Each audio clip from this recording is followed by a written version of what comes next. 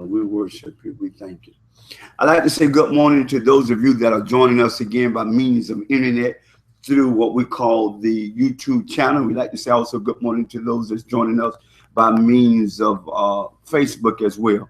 We'd like to invite you and thank you for, again, being with us, and you're taking times out of your busy schedules to be with us through this technology, as well as those of you that are here with us live.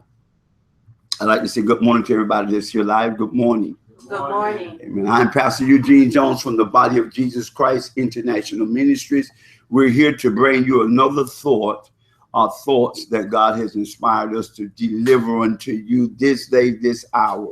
Today, I want to get into a word today that I think are one of the most important questions of the day. And I think sometime in our lives, as we travel along in our journey of what we call life, amen, we discover that there are many questions that be inspired to us, and many questions that may come to our minds. And we may have questions. Men are always having questions that they desire to be answered. We're asking questions. Who am I? Why am I here? Where am I going? How did this happen? Why did this happen? We're full of questions. It's a part of the human nature to have questions and to seek for answers. It's a part of our curiosity. You know, many days ago, they say curiosity killed the cat. They want to say that the cat was so curious that he tried to cross the street, and what happened? He lost his life. One of the things that they say. But we as a people, we're somewhat like that cat. We're looking for answers to questions to fulfill the longing of the questions in our mind. And one of the things that humans so diligently seek out is what we call knowledge. We want to know stuff. We want to know more. We want to know things that sometimes can prop us up and mess us up. We want to know things that we want to know, do people like us? Do people, are they with us? We want to know a variety of things. But this morning, I'm going to narrow down the ability of all the thousands of questions that life may present to us. I want to narrow it down this morning to, I think, the most ultimate question of humanity. No, now who's going to win the presidency? No. I'm not talking about that. No, do God like homosexuals? I'm not talking about that. Questions that you may feel this, no, how much money do it take to get to heaven? I'm not talking about those kind of questions. I'm not talking about erroneous thoughts. I'm not talking about things that are just way out. I'm going to focus you to a question that has hit all of us. And if you are in a relationship, one time or the other, you will face this most important question. And the question that we're talking about this morning, I want to share with you this morning. Do you love me? Say that for me, class. Say it. Do you love me? Simple question. 4 words. 1, 2, 3, 4 words. Do you love me? There was a song out many years ago say, do you love me? And the man was saying, now that I can dance, do you love me? Well, he would indicate she wasn't giving no time, no attention, because he couldn't dance. But he learned to do the mashed potato, and he learned to do all kinds of things. And the song became a big hit called Do You Love Me? You know, and sometimes people love you based on what you can do. And that's the connotation of what the song was saying. Now that I can dance, do you love me? He was talking about, now that I can do what you want me to do you love me? But let's evaluate this question.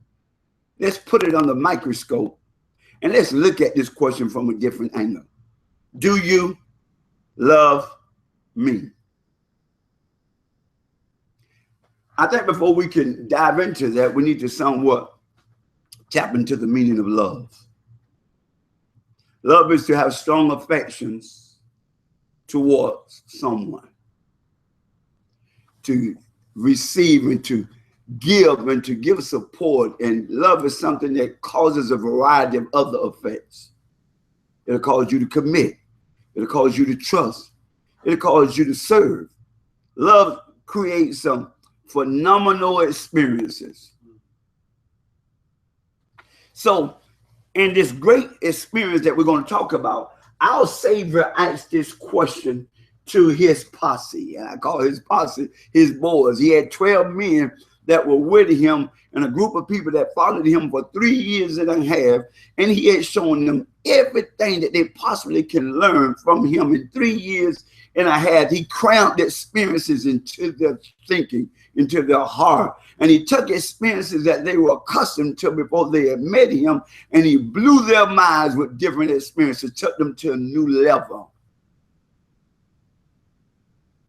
And after all of those experiences, one morning, after he had rose from the dead and they had seen all type of miracles and they had seen a variety of things, one morning at breakfast, one early morning at breakfast, he asked them a question. You know, sometime at the dinner table, we should ask certain questions. However, today, most families don't sit around the dinner table much. But the people that you love, you should dine with them, talk with them, take time and do what? Get into their mind, ask questions, give answers. That's what people do that love each other. Amen? Let's take off with this. Opening statement. Sometime in our relationship, the questions present itself. But this question is, do you love me? Then why is it ice? Why then is this question ice? Sometime in our relationship, do you love me? And then after it's ice, there could be many what? Reasons why. A lack of what? Commitment, or a lack of what? Trust. Or however, in every relationship faces the question one time or the other, do you love me? Have you ever had someone ask you that question? And that question will make you think, because the question is presented to you, it'll make you think, why he or she asking me such a question? Is it that my actions does not show? Do you love me? So, and one time or the other, with that opening statement, Jesus held the blueprint to this question. And Jesus had the blueprint to understanding this question of, he was called what I call the relationship man. Jesus was an expert on relationships. He knows the formula to success when it comes to relationships. He says right here, he says in this word, he holds the blueprint, and the blueprint to a successful relationship, ladies and gentlemen, is what I call obedience. Say it for me. Say obedience. Obedience. It's the ability to do what? To be what? Submissive. To be submissive. Be submissive. To be at a place in our lives where we understand what it means to do what? Say, give of myself. Give of myself. Come on, say that for me. Say, give of myself. Give of myself. True love births submission. True love births submission. Submission. And when your submission is there, it equals what? Success. Now let me say that again. When true love is present, it gives birth to submission. You know, you don't be talking about who do you think you are? You can't tell me what to do. You're not my father. You're not my mother. You're not this. When you love a thing, you understand your role. You understand the mechanics. And the mechanics of a success relationship, guess what they are? Role playing. Say that. Say role playing. Role playing. Now you cannot be successful in business, ministry, relationships, nowhere in life if there is not an understanding of what? Role playing. So Jesus understood the blueprint to success, and he said this. In Luke 22:4, he said this. Jesus said, saying, Father, if thou be willing. Now Jesus was, ladies and gentlemen, right here, he was out in the Garden of Gethsemane, and he was dying. He was on his way to Calvary. He was on his way to the most suffering part of his mission. And he was there, and he was talking to the Father. And I want you to get this. He was talking to the Father, and he said to the Father, Father, if there be any other way, what did he say? Father, if thou be willing, remove this cup from me. Now, he wasn't talking about a coffee cup. Cup in that context is trials. The offering of my life. Cup in many scriptures is a type of suffering. So Jesus said, in this scripture, this is a type, what represents something else. He says, remove this cup from me. What did he say, remove from me? Say suffering. Suffering. He said, remove suffering from me. That means that he was a normal man. Say he didn't want to die. He didn't want to die. Say it to me, church. Oh, he didn't want to what? He didn't want to die. He didn't want to die. He said, but nevertheless. Now, nevertheless means cancel the statement before I say what I'm about to say. What I said before, cancel it. Guess what he's saying? Cancel my request just now. Nevertheless means to cancel my request. Not my will. Here we go now. Nevertheless, not my will, but thine be done. In other words, paraphrase that. Ain't about what I want, Daddy. Whatever it is you want for me, let's make it happen. Now, what will make such a person abandon his first request was remove this cup? Because he didn't want to what? He didn't want to suffer. The natural man didn't want to suffer. But now ultimately, was that the reason why he come to earth? Yes, his ultimate reason to come to earth was to suffer.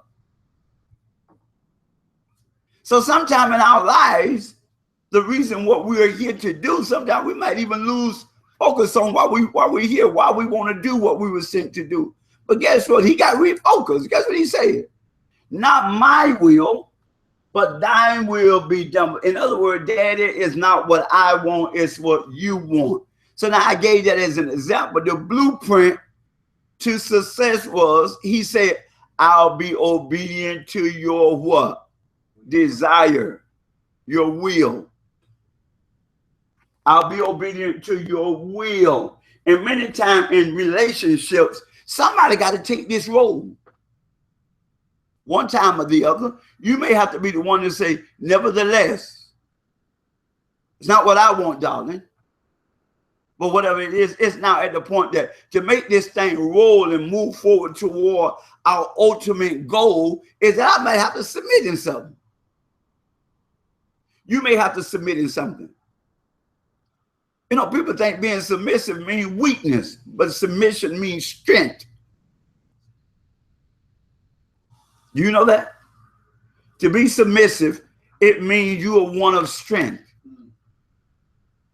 To be able to bow down, to do something that make the mission become accomplished. It might not even be about you. You might not even get the recognition that you think you deserve. But play your role. And your role may require you abandoning your ideas. A lot of folks that don't understand that love, and I'm getting to the ultimate question. I want to get to the ultimate question. I'm building up to answer this question. Do you love me? See, people that love and understand love, they understand submission. They understand submission. People that do not understand love, guess what? They fight submission. I think they use things such as, you're not smarter than me. My sister, my brother, it has nothing to do with how sharp you are intellectually. If you're actually smart and sharp, you know what it means to play your role. Submit. And we got an ultimate cause, what we're after. Submit to leadership that we may get to the cause. We may get to what? Fulfill the what? Mandate. So Jesus says first, Father, not my will, Father, but thine will be done. In other words, not what I want, but what you want. Let's go to this. One question at breakfast. This is what happened at the breakfast dinner early that morning. Now, Jesus had rose. It was about 50 days after his resurrection. They had to whoop love, beat love, put love on the tree. Humanity did everything they can possibly do to love. You know, we're some cruel people at times. If you ever say you love a person, believe me, there's going to come a time that that very person that you say you love going to test your love, going to test your commitment. So Jesus said to the people that he died for, he said to his boy, so just keep verse John 21, 15 through the 17th verse. It says what? So when they had dined, Jesus said to Simon Peter, what did he say to him? Son of Jonah. Son of Jonah. He called his name out. He said, after they got through eating breakfast early in the morning, the fellows was out fishing all night. And early in the morning, Jesus appeared after his resurrection. He appeared on the seashore, made a fire, cooked the meal, and sat down with them after he conquered death. Here they are sitting down with a man that come back from the grave. Let me tell you something about love. You can do everything that you can to destroy and try to stop real love. But it'll resurrect time and time and time again. After everything humanity had did to him, he still was on earth. Came back, told grave, grave, where your victory? Death, where's your stain? He still came back and sat down and ate breakfast, and on numerous occasions manifested himself unto people to let them know. On an occasion, 400 people saw him at a time. On different occasions, people had an opportunity to see Jesus after resurrection. So here's Jesus had breakfast with them, and he sits down to him, and Jesus, all of a sudden, he got something on his mind. Jesus got the greatest question in the world on his mind. Simon Jonah, lovest thou me more than these? Do you love me? Do you love me? Jonah, Peter, Simon, do you love me?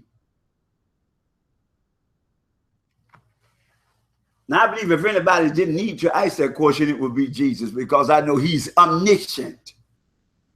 He holds all power. He understands all things. He has all knowledge. So why would he need to ask such a question? It was for Simon's sake. Sometimes questions that we present to people is for their sake, to help focus them, to help them reevaluate their commitment. He says to Simon, you've been with me 3 years and a half. You've seen all variety of things. You've seen the dead come back to life. You see me feed thousands of people with 5 loaves of bread and 2 fish. You see people that were in coffins. You see me speak to the dead get up. You see spirits come out of people, foreign spirits such as demon forces. You see everything that love could do. You didn't see nothing that was impossible for me to correct. Did you see that, Simon? Yes, Lord, I saw it. He said, now, let me ask you a question. Do you love me more than any of these?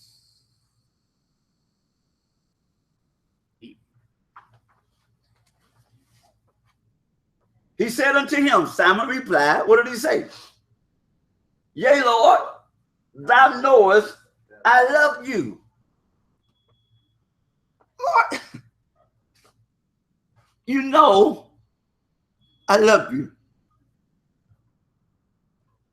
Somebody posed that question to you, do you love me? You want to look like, you might respond like Peter did. Hey, why you asking me that? You know I love you. And sometimes we as men get on my actions show I love you. Don't I take care of you? Don't I do this and do that? So Peter say, Lord, you know everything. You know that I love you. Why are you asking me this? He said unto him, Jesus looked at him again. Feed, he said, if you love me, feed my lambs. If your love equates or equivalent to, if you love me, then I want you to catch this, Simon. Love what I'm about.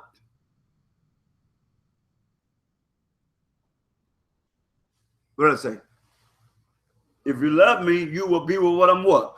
About. You'll be what I'm about. There's no reason you should be in a relationship and you love people and you're spending your life helping people and you connect with someone that's totally not compatible. They're into destroying people. It doesn't work. He said, if you love me, Simon, he says this, feed my lambs. Lambs are baby sheep. Give them the nourishment.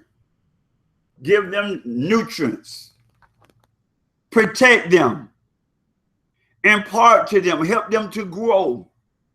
He said, if you love me, feed my lambs. So what was he saying? Feed my people. Watch this. He was saying, of course, feed my people, but he was saying this, and I want you to hear this. He said, I'm about to leave, but I need you to not let my word die.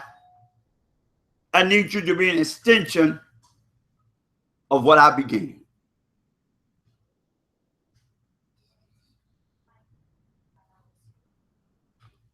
I started a movement here. My presence, I came here to start a movement. My movement is to bring man back to his originality, to bring him back to a place of dominion, to bring him back to a relationship with me. Now, Simon, if you love me, you become, say this, an extension to my word. To my word.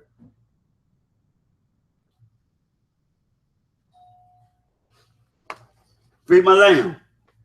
16th verse, he said unto him, second time, Simon, he called his name again. Son of who? Jonah. Jonah, lovest thou me? He asked Simon the second time. He said unto him, Simon said unto Jesus, he replied, yes, Lord, thou knowest. Thou knowest that I love you. He said unto him, he said, I know that I love you. Then Jesus said unto him, feed my sheep. Now this time he didn't say lamb. Why did he change it from lamb to sheep? Feed the adults.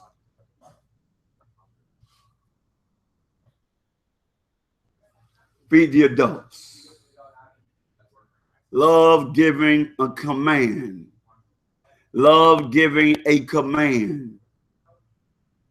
If you love me, love what I'm about. You can't love me and be totally contradicted to what I'm about. I can't have a woman in my life and turn around and guess what? She be a drug dealer. I'm a man that loves people. So when God blesses me, I get a wife, guess what? I can't have a wife that's selling drugs. Can't have a wife that's robbing banks. Can't have a wife that's robbing people's homes. That ain't what I'm about. And that's what's wrong with the world today. We want to make incompatible relationships work. They won't work. If you have affection for me, Jesus saying to Peter, if you have affection for me, have affection for what I'm about.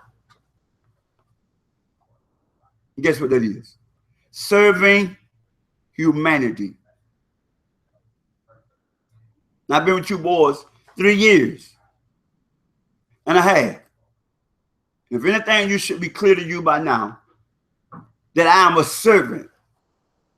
I come from a kingdom where everybody that represented comes from my kingdom, they serve. I come from a servanthood. And everybody that's baptized into my servanthood or born into my servanthood, they become servants. Now, people that want to be served and want to be waited on and want to have the fine Bentleys and want to have the fine cars and want the butlers and want all of that, they want to be served. He said, but I didn't come to be served. I come to serve.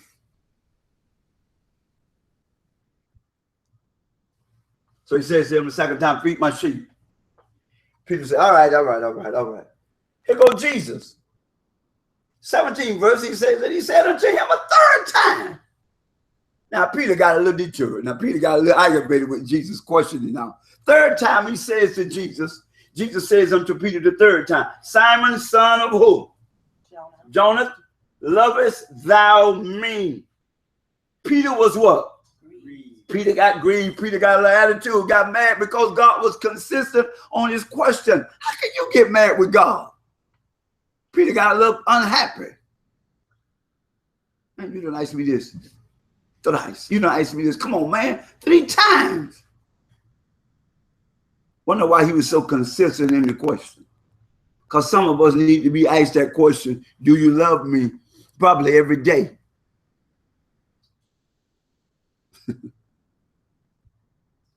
Do you love me?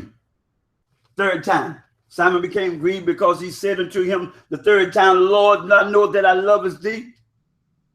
And he said unto him, Lord, thou knowest all things. Thou knowest that I love thee. Jesus said unto him, then what feed my sheep? He reiterated the second time, what feed my sheep?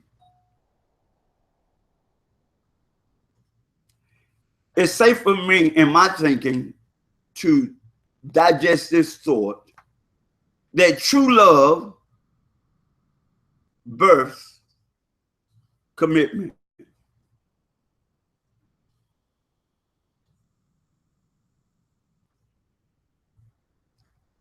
Jesus saying to Simon, if you love me, commit to what I'm committed to.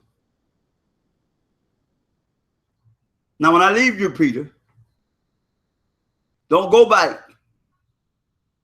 fishing and forget about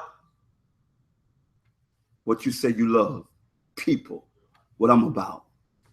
If you love me, don't forget what I taught you, Peter. You love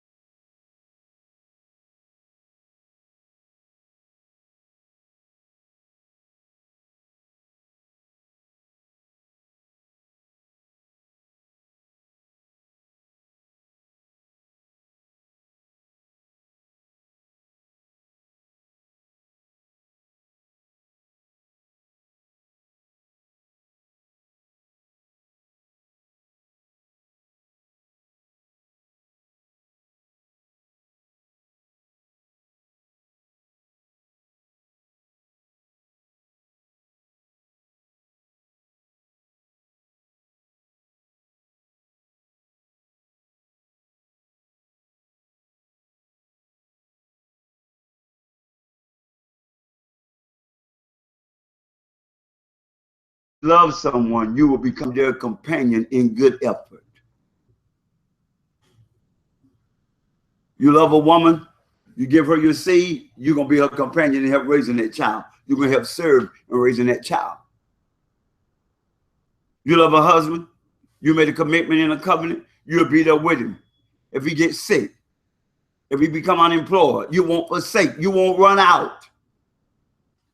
Because true love births commitment. That's what Jesus was licensed.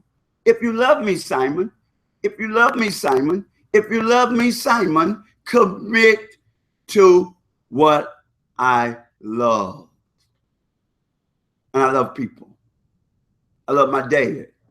I came to earth to fulfill my daddy's, his ultimate goal is to bring humanity back to a place of redemption. That's what I'm about, Peter. Y'all fellas been with me for 3 years and a half. I'm on my way out of here. But I'm going to tell you something. My ministry is now left in your hands. I need you all to continue my work. I don't need you to quit. I want you to know how important this is to me and my Father. Can I depend on you, Peter? Yes, Lord, you can. And Peter kind of felt, I can believe reading between the lines, Peter probably felt a little deterred because Peter had just, you got to remember, about a week or so or 2 weeks earlier, Peter had just told God, I love you, God. I love you, man. I die for you, die for you. And Jesus looked at him and said, Peter, tonight you're going to deny me. See, Peter probably feeling, he probably felt a little bad because 2 weeks earlier, God had just told him, what, you say you love me? Yeah. Peter said, man, I'll die for you. He said, Jesus looked at him and told him, what, before the rooster crowed 3 times tonight, you're going to say you don't even know me. So I guarantee you in Peter's thoughts, he was like, man, is he indicating I'm gonna back out on him again? Is he indicating, is he saying something? Let me tell you something. In every relationship, there'll come a time of denial. You might not be as fervent, you might not be as committed, but Peter loved Jesus. But because he got caught up in the moment, he denied Jesus. And Jesus had already told him, you're gonna deny me tonight. And in all of our walks, we're Peter at times. We're going to deny God. In all of our walks, we're going to be Judas at times. We're going to sell God for something, sell God out for something.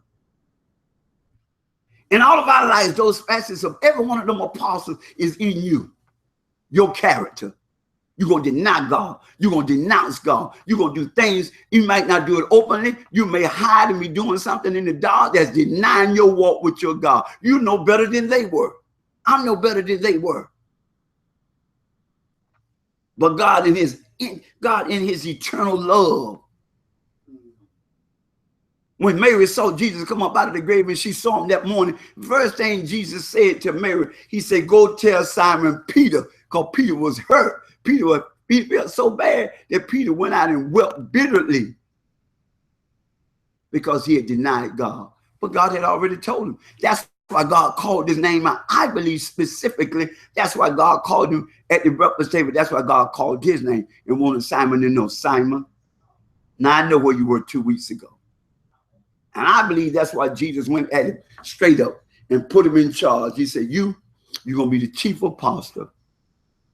And I want you to know, even though you denied me, even though you cussed and said, I don't know this so-and-so man.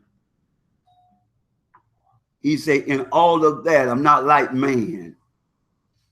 I still called you and chose you. No matter my weaknesses, God still called me.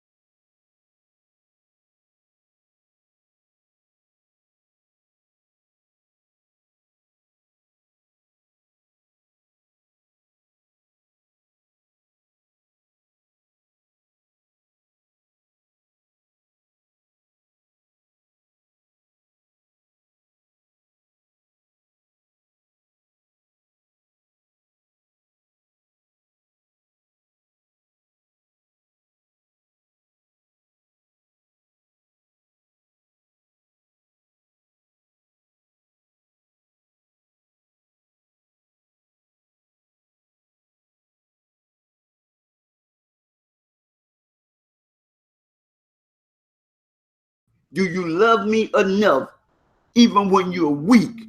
Don't give up.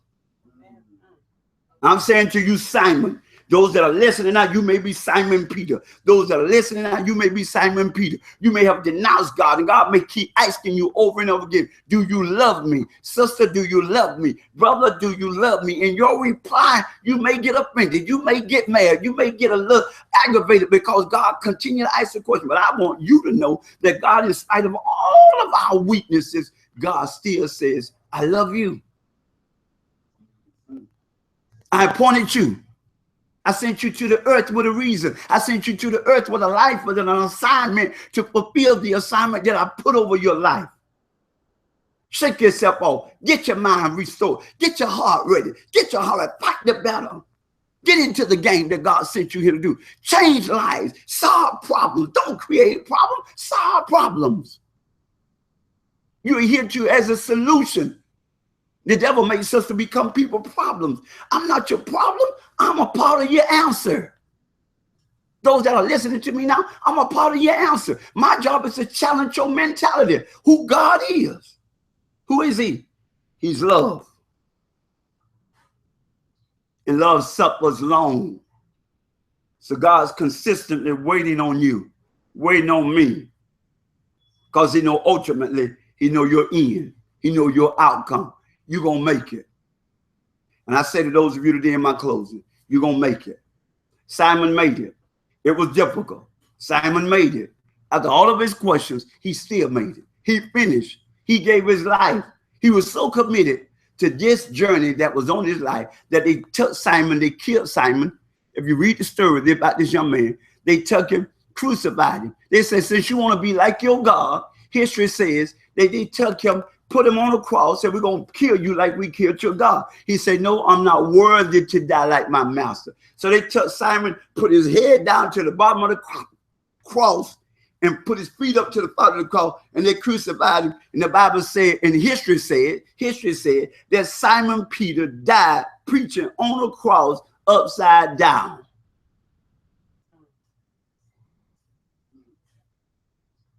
Head down to the bottom, feet up, preaching upside down till he died on the cross. Now I want to know, did he love him? Did Simon Peter really love him? He loved him and served him until death. That's what real love does. Make us serve until the end. I'm going to serve till I can't serve anymore. You're serving what you love. In my closing, you're serving what you love.